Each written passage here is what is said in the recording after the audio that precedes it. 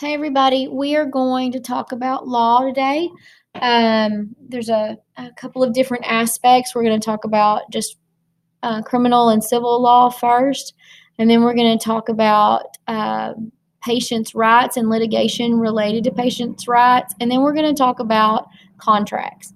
Those are all important things to kind of understand as a healthcare worker.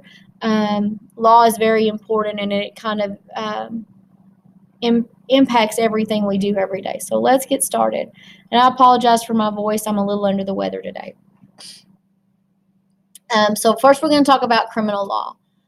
Criminal law is set in place to protect all people from those who could pose a threat to society or a danger to the public or a danger to an individual. If you violate criminal law, you can be arrested. You can do jail time. It can be related, it can be county, city, or federal or state jail, depending on how severe the crime. It definitely can prevent someone from employment, and it can especially prevent you from getting licensure when it comes to the healthcare world. So you have to be very careful as an individual, making sure that you don't get in any kind of legal trouble as time goes forward if you want to be part of the healthcare field. A felony is a serious crime punishable by imprisonment or death, depending on how severe the crime is. So a felony is a serious crime punishable by imprisonment or death, and it depends on the severity of the crime. Some criminal law issues that can prevent you from having access to being a healthcare worker can be assault. And that's threatening to attempt bodily injury on another person with the apparent ability to do so. So assault can be threatening someone that you're going to harm them. It can be threatening to blow up a building. It can be threatening to do damage to someone's property, and that you can actually do that. So you want to be careful. So an assault can be threat. It's not actually putting your hands on someone. Assault is saying that you're going to hurt someone or going to do something that you shouldn't do to cause harm, bodily injury, or cause harm to others.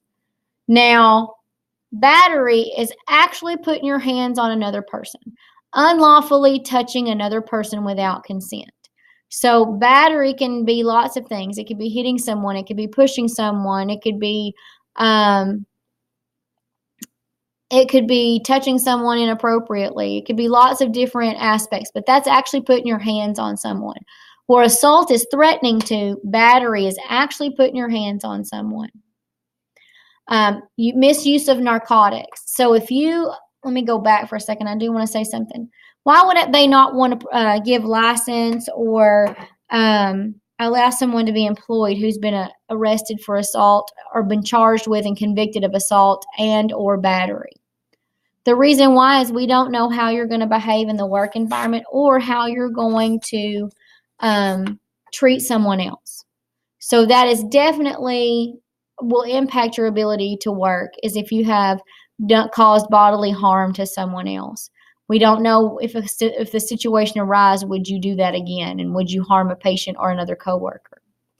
Misuse of narcotics, that can be personal use by the healthcare professional, or patient's use of a prescribed misuse of a prescribed medication, or you using a patient's medication.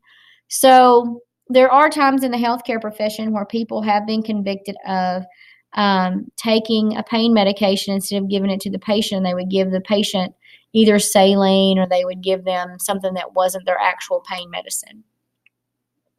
And that would be some kind of narcotic pain medication. Also, overusing a medication or not using it the way it's prescribed, that's also misuse of a narcotic. If you are arrested for and convicted of any kind of issue related to narcotics or alcohol use or abuse, it's very difficult to get a healthcare license because they do a complete background investigation. And that background investigation, it's not just through the state you're in, it's an actual FBI background check to make sure that you have not committed crimes. Another criminal law is taking another person's life. That can be construed as murder. And Here's an example of a patient who lost their life due to negligence. And we'll talk about negligence in a little bit. But a patient needed a specific medication at a certain time, and they didn't get it, and it caused their death. That could be construed as murder because the patient wasn't given their medicine, a specific medication, when it was due, and they had a bad outcome, or giving patients the wrong medicine and not reporting it, and not having things taken care of. Someone who tries to harm people. Y'all had to do an law and ethics piece where you had to go look at people who had violated laws and ethics in their profession. And some of those were people who had actually done harm to patients, who had murdered patients. So it is a crime that does have to do with healthcare. Practicing without a license. In an individual practicing healthcare services without a license, that is against the law. You cannot say you're a registered nurse and have an LVN license. That's not having the required license. I can, if I don't renew my license by the end of my birthday month every other year, I can't go to work as a nurse because my license is not valid. It may still be in good standing, but I didn't renew it in time. And if I go to work, then I'm breaking the law. So you have to be sure that you stay on top of your license. If your license is ever suspended or revoked for any reason, you can't continue to say you're a doctor or a nurse or a physical therapist or whatever kind of provider you are. You can't continue to practice as one without the appropriate license. Criminal law, another part of criminal law is sexual assault. If someone is convicted of rape, statutory rape, date rape, any kind of rape that is that makes them a sex offender, you cannot be a healthcare provider. Sex offenders are put on a registry, and they have to report their address every time they move, and they have about a week to do that. So, or maybe it's not even that long. I'm not positive. I'll have to ask, or I'll have to look that up and see. But they have a very limited window to report. And so, basically, if you have sexual assault charges and you've been convicted of them, it's almost impossible to get a job in healthcare. There have been doctors who have been charged with sexually assaulting patients, and lost their license because they've done that while they were under the influence of some kind of medication that caused them, like during a surgical procedure or a dental procedure. They've actually been convicted and lost their license. Theft is taking someone else's possessions. Healthcare workers cannot be convicted of theft because we go into people's home, we're left in places with their belongings, and we have to be trustworthy. So we have to make sure that we follow the law. And it's not just, the years we want to be a healthcare worker. It's any time before and after we might want a license, then we have to make sure that we're following the law. And if we're ever convicted or arrested or detained for anything, we have to report that to our to our particular board, because sometimes there's sanctions just for being detained for something. So we have to be sure that we let someone know as soon as possible. Civil law. So civil law most of the time is referred to as tort law, T-O-R-T, tort law. And civil law, it involves disputes between people or organizations, and it's related to the protection of people's rights. Generally, it involves some kind of dollar amount, where criminal law can involve jail time. Civil law usually involves money. Civil law, someone can be convicted of a crime, but then have to go to civil court to be sued for something. So civil law is between people or organizations, and it's about protection of people's rights. A tort, which is pretty much what we deal with in healthcare, is wrongful acts involving a contract that results in involving a contract or an action that results in physical injury, property damage, or damage to a person's reputation, for which the injured person is entitled to compensation and damages for the damages done. So what that means is, if I were to go in and I have a contract to work for 2 years with a company, and I quit, and they've given me a sign-on bonus of $5,000 that says I will work for them for 2 years or 3 years or however long the contract is, and I quit, they want their money back. They can take me to court and to get their sign-on bonus back because I didn't complete my contract. If I were to do damage to someone, give them the wrong medicine, and maybe it kept them in the hospital a few extra days and they couldn't go to work, they could sue me for personal injury and for lost wages. So that would be under the tort law. They could also sue me for malpractice under the tort law. Also, if we cause a issue to a person's reputation, their the way that they are seen in public or in their profession, by things that we write or things that we say, or maybe we write things about a place that we work that are untrue, then we can be sued for defamation of character. And we'll talk about that a little more in a minute. Okay, so physical abuse. If someone is deprived, if we don't give them food or nourishment, if we strike a patient or we restrain them without appropriate cause, then we can be sued for physical abuse and be asked to pay a dollar amount based on the type of abuse that happens. I mean, an example is if a kid is a young person has to be in the foster system, and maybe they were not fed and treated appropriately. Once they became adult, they could sue the foster system based on what happened to them.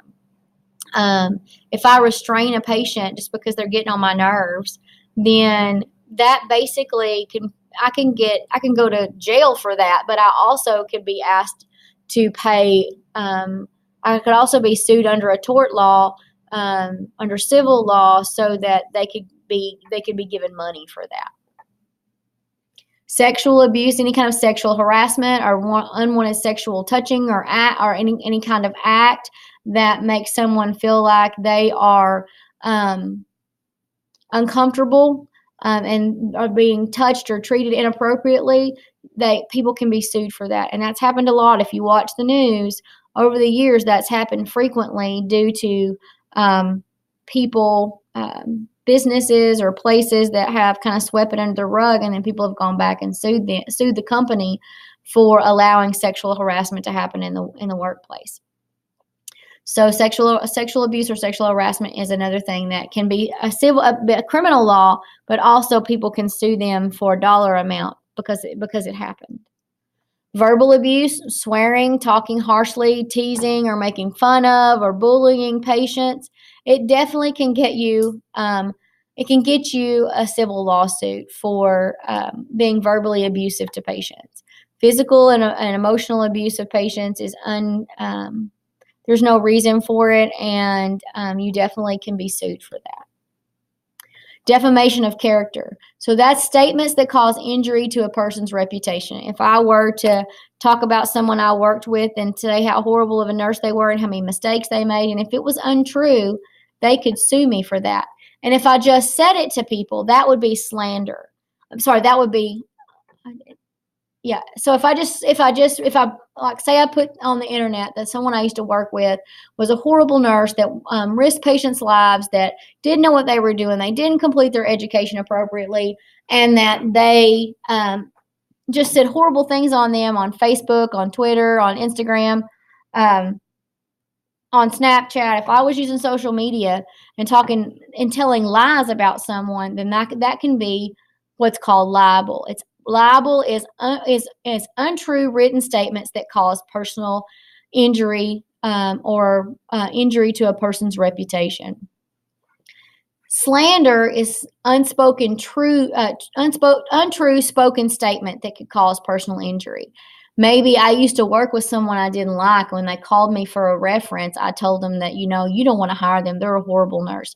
They made 15 errors while they were there, while I worked with them, and they're just, they're not someone you want working for you. I could be sued for that if it's not true. So that would be slander. False imprisonment, we have to be careful because we cannot keep people in their room. We cannot restrain them against their will unless they are at risk for harming themselves or others. We can't keep them confined. We can't keep them restrained unless they are going to tell you they have a plan to hurt someone or themselves.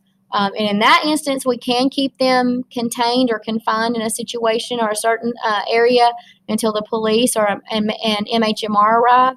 Then we can turn them over to the police department if they are going to hurt themselves or others. We just call the police and we call mental health and MHMR, and we have them come and take care of that situation as a healthcare provider. Invasion of privacy. So when we talk some more about, we haven't talked about it yet, but as we talk about some more about law, we'll talk about HIPAA when we talk about patients' rights and Health Information Portability and Accountability Act, the HIPAA law. That has to do some with patients' personal health information and making sure that we don't share it, and that's criminal. But basically just going and looking at people's stuff and giving that information to the public without their consent, posting contracts or other things like that, posting salaries of an individual, those can be an invasion of privacy. Also, you have to be careful as a healthcare provider. We don't want to unnecessarily expose patients' body parts. We wanted to give them as much respect and show them let them have as much dignity as possible. So we don't want to go into a room and just rip the covers back and rip their gown off so we can do a gown up over their head so we can do an assessment of their skin. We do it a little at a time. We knock on the door, or we should as a healthcare provider, and knock on the door and ask them if we can come in. That way we know that they are prepared for us to come in and they're in a situation that they want us to come in. They're not changing clothes, they're not dressing, that they're covered appropriately, and they're okay for us to come in. So we don't want to unnecessarily expose people's body parts or their personal information, because we can be sued for an invasion of privacy. Malpractice is a biggie. That's where we provide bad care that results in an injury. Usually malpractice has to do with a specific cause of harm to a patient, or we have acted outside our scope of practice, which would be like an act of commission, acting outside our scope of practice, or we've made some kind of breach in care where we took too long to provide services. We didn't do things in the manner that would be considered appropriate. So malpractice is a big thing, and there's lots of malpractice suits going on all the time. Negligence is failure to provide care that is normally expected, resulting in injury to the patient. So in the hospital setting, a patient, especially a bedbound patient, should be turned every 2 hours, and they should be checked and cleaned if needed. Just by not doing that, or by thinking we don't have to do that, or just by forgetting to do that, you're guilty of negligence. We have to give patients the care that's expected. If it's expected that we give them, the doctor has ordered us to give medicines at 9 a.m. and 9 p.m., then we have our window 30 minutes before, 30 minutes after to give those meds. And if we fail to do so, or we just don't give a patient a medicine because we don't think they need it, then we are guilty of negligence. We have to notify the doctor and get an order. Civil law usually involves relationships between two people.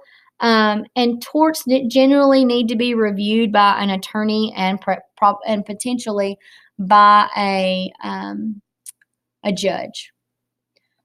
Reasonable care. So things we need to think about as far as what reasonable care is. It is the legal obligation of healthcare professionals to provide care according to the standards of practice expected within their community by the healthcare professionals. So physical therapists follow the same guidelines, as an example, for range of motion exercises. Nurses provide the same guidelines for administering medications. Nurses have a set of guidelines on how to do certain procedures and the timeliness of them. Certain wound cares have to be done a certain way. So we're expected to do those things within our scope of practice. And it's what's expected. And generally, when it says their community, that would be if you work at a clinic or a doctor's office, or you work at a physical therapy clinic, there should be a thing called policy and procedure. And that policy and procedure tells you exactly what's expected for you. That is the standard of practice in that facility. for your position. You also, as a healthcare professional, should have a job description. And in that job description, it will also tell you the standards of practice that are expected for the person within their profession. Okay, guys, that covers that portion. Now let me pull up, give me just a second, and let me pull up the next set of slides, and we, if I can find them, will move forward. Okay, we're going to talk now about patient rights legislation. So patients' rights legislation is something that started happening in the 90s, where we basically set forth specific rights that a patient has. It's called the Patient's Bill of Rights. We'll talk a little more about that in a minute.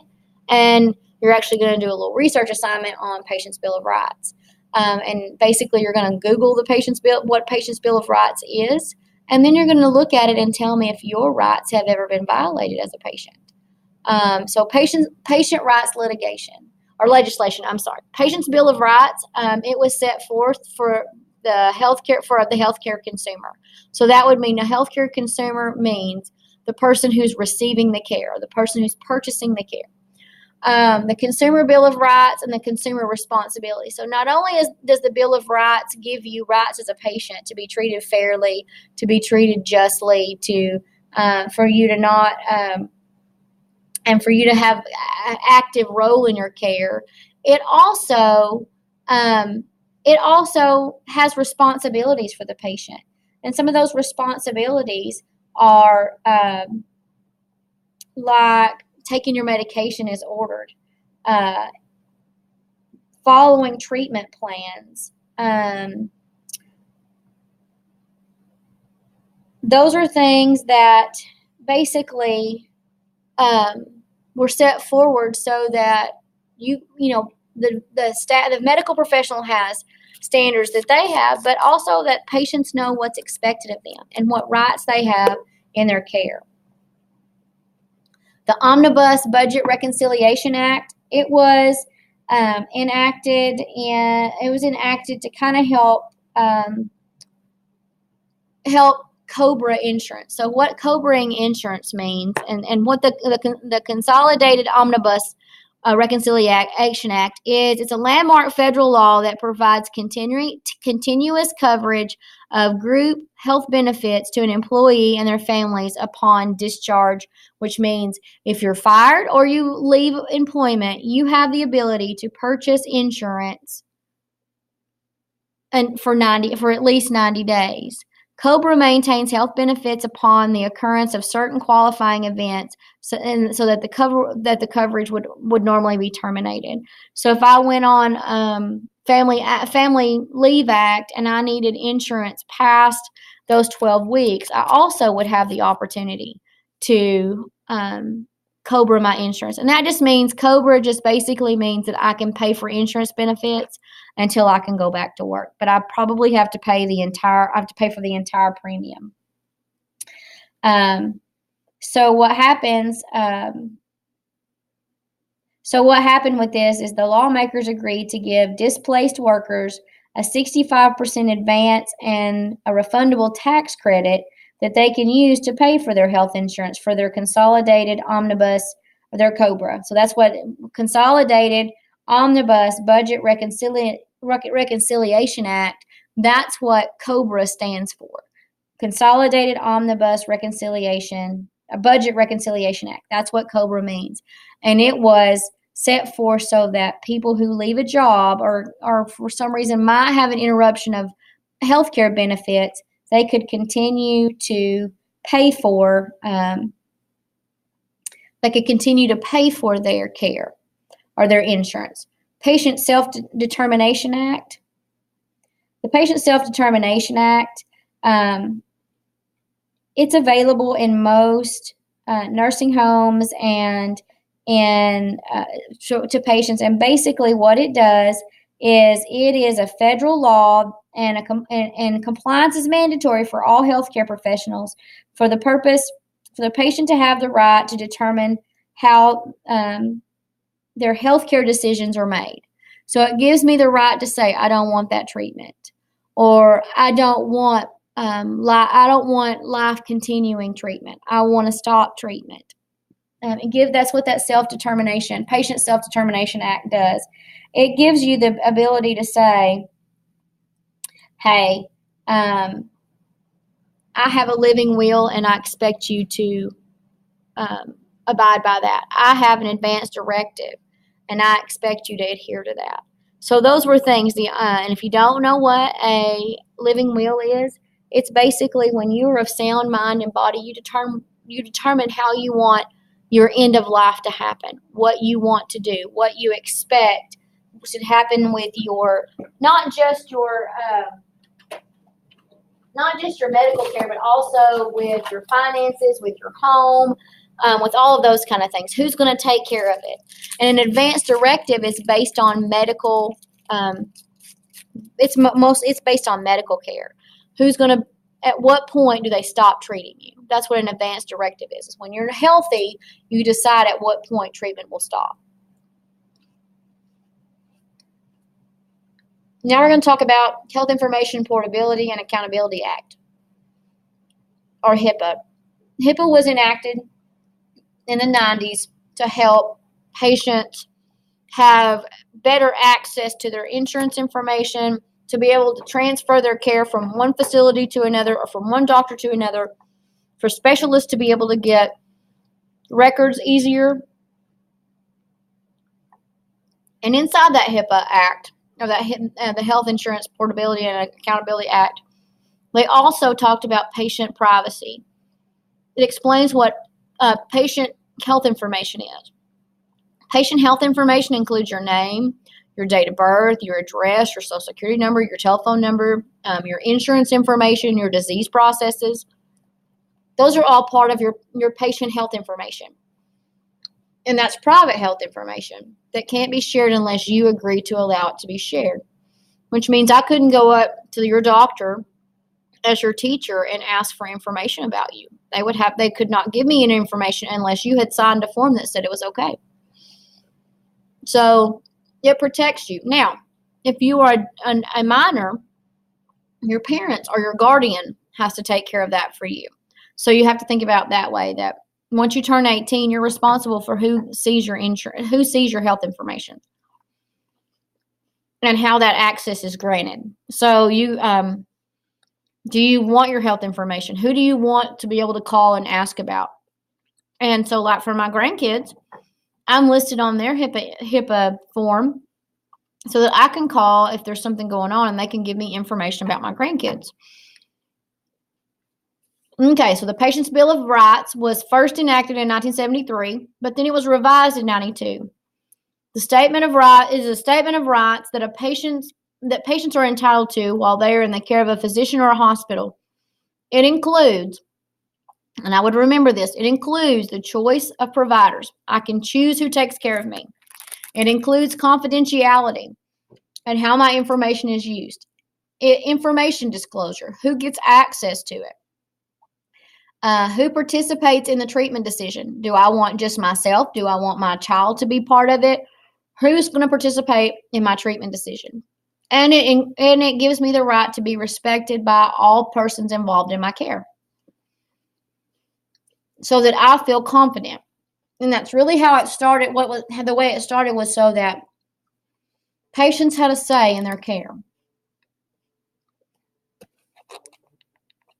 The Healthcare Consumer in 98, the Advisory Commission on Consumer Protection and Quality Control in the healthcare industry outlined Consumer Bill of Rights and responsibilities.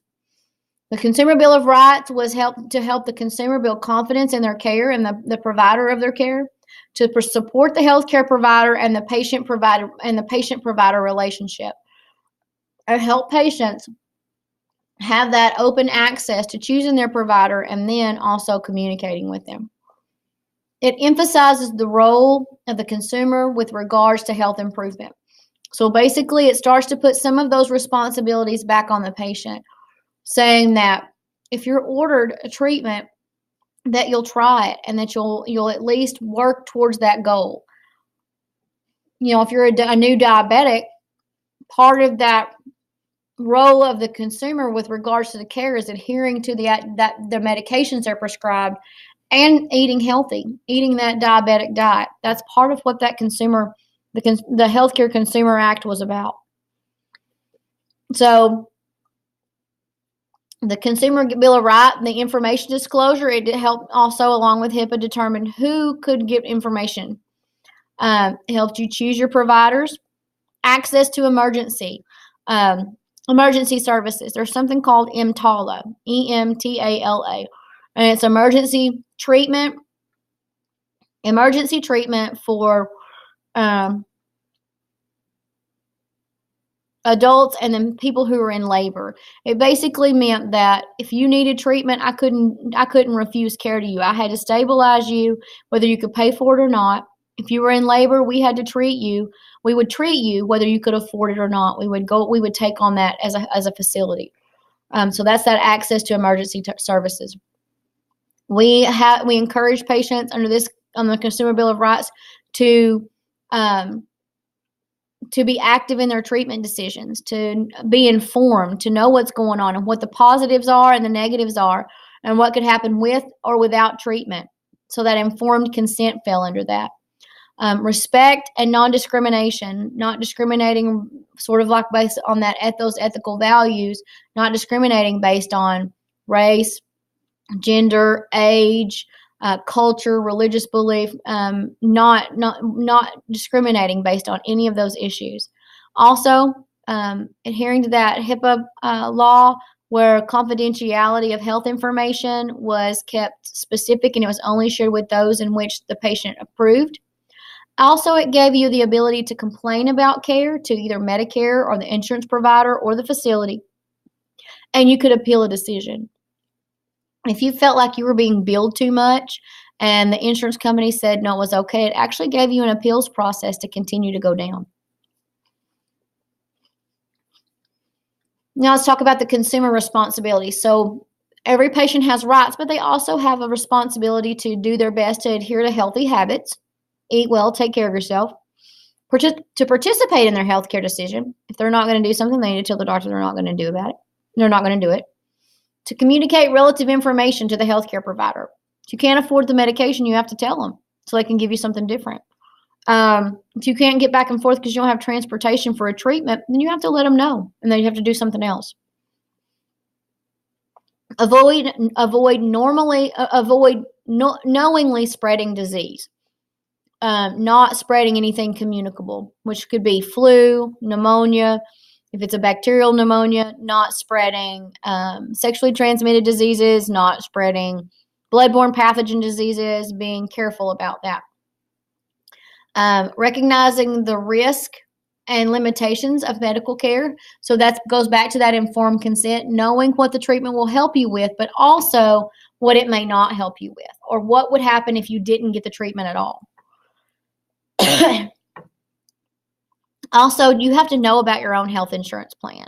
It's not the healthcare worker, the healthcare facility's responsibility to know everything about the healthcare plan. You have to know what your insurance covers and doesn't cover. Also, you're expected to make an effort to pay your medical bills, to show respect to the healthcare providers, and to report fraud or wrongdoing. If you think your doctor is billing fraudulently or they're not providing safe practices, then you're supposed to report that. Let me look at time for a second, guys. I'm sorry. I just don't want to Okay, we still have a few more minutes. Good deal.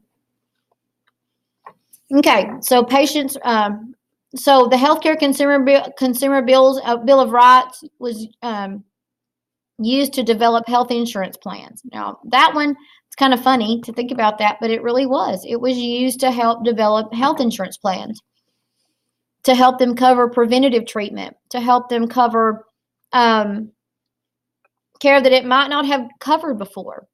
Also, the Healthcare Consumer Act. Also, with that, you must be familiar with the rights and responsibility. As a healthcare worker, I need to know what that means. What rights does my patient have, and what can I expect from them on their end? So we have to know those things. And this gives you a little more information about the Omnibus Reconciliation Act. It regulated long-term care and home health because those were very expensive parts of healthcare. Basically, up until 1987, basically onto about 1990, home health was billed by the visit. It didn't fall under a DRG, where it was a lump sum payment for whatever they were being treated for. They billed every time they went in the home. Long-term care facilities like nursing homes could take a patient's home, all of the money in their checking account, and any other thing they owned, and make them sign that over to them just to go into their facility. Those were things that changed in the 80s and early 90s. It required nurse aid training and certification for nursing and geriatric assistants. So, nurse aides, medical assistants, we started to see certifications. They weren't just trained on the job. They had to have specific care related to geriatric care. It stated specific skills that must be mastered before you can be responsible for patient. It required continuing education and work evaluations to make sure that you were capable of doing what you were supposed to be doing. It required training and testing if unemployed for 2 or more years. So if I didn't act as a nurse at all for 5 years, I would have to go back for training to make sure that I knew what the most important and the most new things that new ways of treatment were happening. It also limited the use of restraints. And I'm for that. I'm not, I definitely believe that that was a good thing about Omnibus, is it really limited the use of restraints. And it also provided that you have very specific documentation if patients were restrained, like checking to make sure they weren't being bruised, that they were not being left in their own feces and their own urine, that they had the ability to have restraints alternated. So they weren't tied down all the time the same way. Nursing Home Reform Act is where patients said that patients must be fully evaluated upon admission to a nursing home. Yet you needed to not only assess their health, but their habits, their hobbies, and their memory. So you had to be able to make a plan of care that had to be written and maintained. There had to be a specific treatment plan for everyone in the nursing home. And it must have an annual evaluation. Even if a patient is there for 5 years, they can't have the same treatment for 5 years because people change and they have different requirements as time goes on. The Patient Self-Determination Act, that's where healthcare agencies who receive federal aid must inform patients about advance directives at the time of admission. So at the time of admission, we must talk to you and ask if you have a living will or an advance directive or a do not resuscitate, or if you wanted one, and we had to assist you in getting that. We had to educate our staff at that point. I was a nurse then, and we had to educate staff about what all of those things meant and how to follow through on those under the patient's wishes. And those are also legal documents.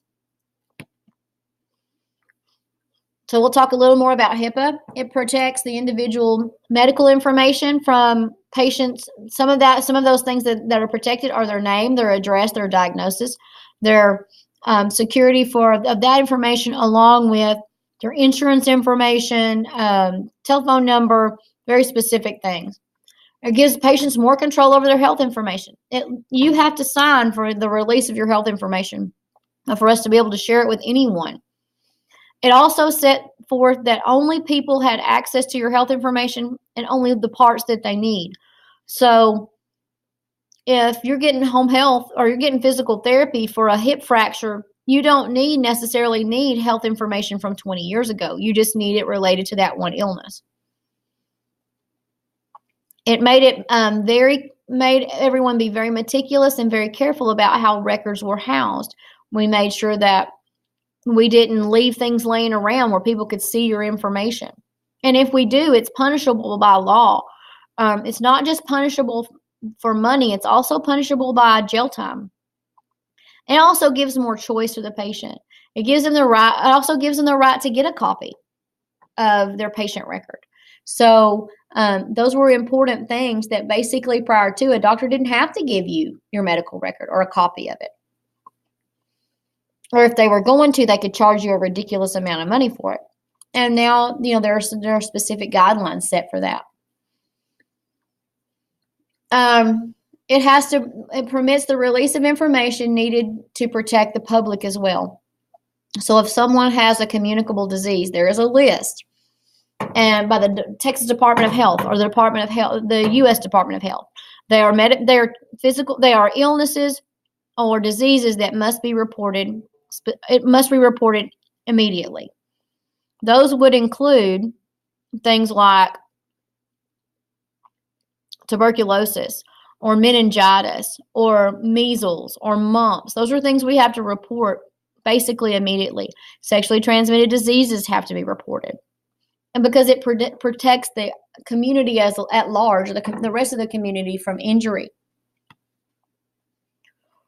Exemptions, things that are exempt from that information would be births, deaths, injuries caused by violence, communicable and sexually transmitted diseases. Those are exempt from the HIPAA Act. Those are things that must be reported to vital statistics, to the health department, or to the police department. Patient's Bill of Rights. Let me look. We may be out of time. We are out of time for today. So I'm sorry I'm flipping through here, guys. So if you're in and we will pick back up from here tomorrow, okay? And we'll talk the rest about Patient Bill of Rights, and then we'll talk about contracts. All right, everybody have a great day.